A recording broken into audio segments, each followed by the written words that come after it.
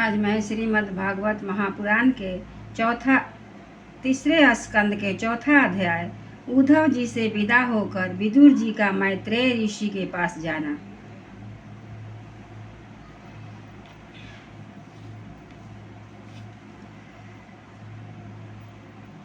ओम नमो भगवते वासुदेवाय। ओम नमो भगवते वासुदेवाय।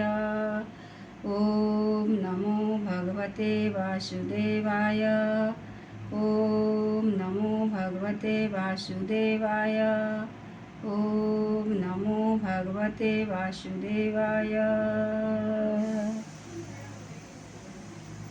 उद्धव जी ने कहा, फिर ब्राह्मणों की आज्ञा पाकर जादवों ने भोजन किया और वारुणी मदिरा पी। उससे उनका ज्ञान नष्ट हो गया और वे दुर्वचनों से एक दूसरे के हृदय को चोट पहुंचाने लगे।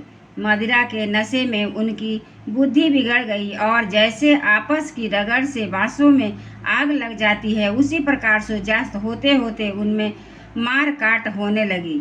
भगवान अपनी माया की इस विचित्र गति को देखकर सरस्वती के जल में आचमन करके एक वृक्ष के नीचे बैठ गए। इससे पहले ही शरणागतों का दुख दूर करने वाले भगवान श्री कृष्ण अपने कुल का संहार करने की इच्छा होने पर मुझसे कह दिया था कि तुम बद्रिका आश्रम चले जाओ। विदुर जी, इससे यद्यपि मैं उनका आशय समझ गया था, तो भी स्वामी के चरणों का वियोग न सह सकने के कारण मैं उनके पीछे पीछे प्रभास क्षेत्र में पहुंच गया। वहां मैंने देखा कि जो सबके आश्रय हैं, किंतु जिनका कोई और आश्रय नहीं है, वे प्रियतम प्रभु शोभा धाम श्याम सुंदर सरस्वती के तट पर अकेले ही बैठे हैं। दिव्य विशुद्ध सत्वमय अत्यंत सुंदर श्याम शरीर है।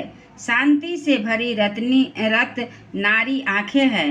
उनकी 4 भुजाएं और रेशमी पीताम्बर देखकर मैंने उनको दूर से ही पहचान लिया।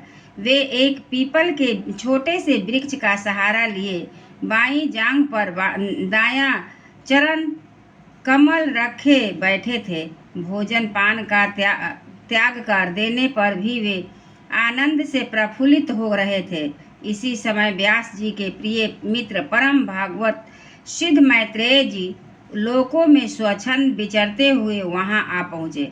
मैत्रेय मुनि भगवान के अनुरागी भक्त हैं। आनंद और भक्ति भाव से उनकी गर्दन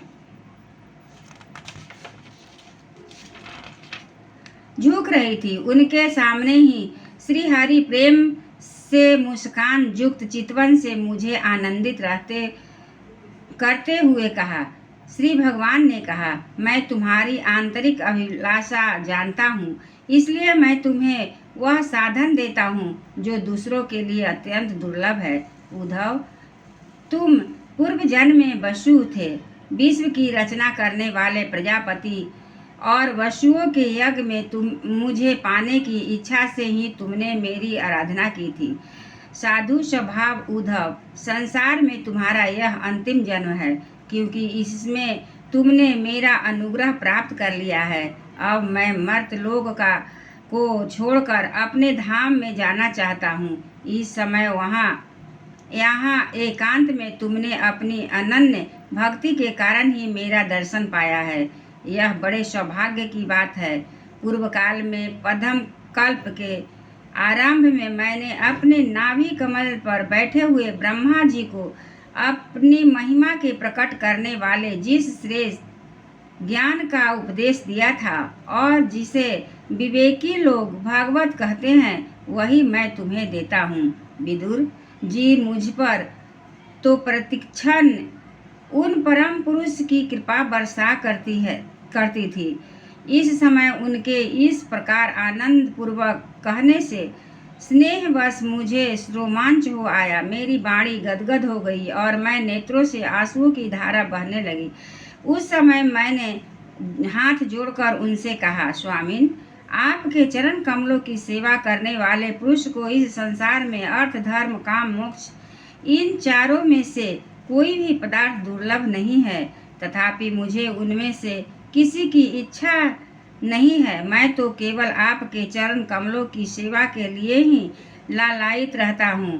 प्रभु, आप निस्पृह होकर भी कर्म करते हैं, जन्मा होकर भी जन्म लेते हैं, काल रूप होकर भी शत्रु के डर से भागते हैं और द्वारिका के किले में जाकर छिप जा रहते हैं, तथा स्वात्मा राम होकर भी 16,000 स्त्रियों के साथ रमन करते हैं। इन विचित्र चरित्रों को देखकर विद्वानों की बुद्धि भी चक्कर में पड़ जाती है। देव, आपका स्वरूप ज्ञान सर्वथा अबाध और अखंड है, फिर भी आप सलाह लेने के लिए मुझे बुलाकर जो भोले मनुष्यों की तरह बड़ी सावधानी से मेरी सहमति पूछा करते थे। प्रभु, आपकी वह लीला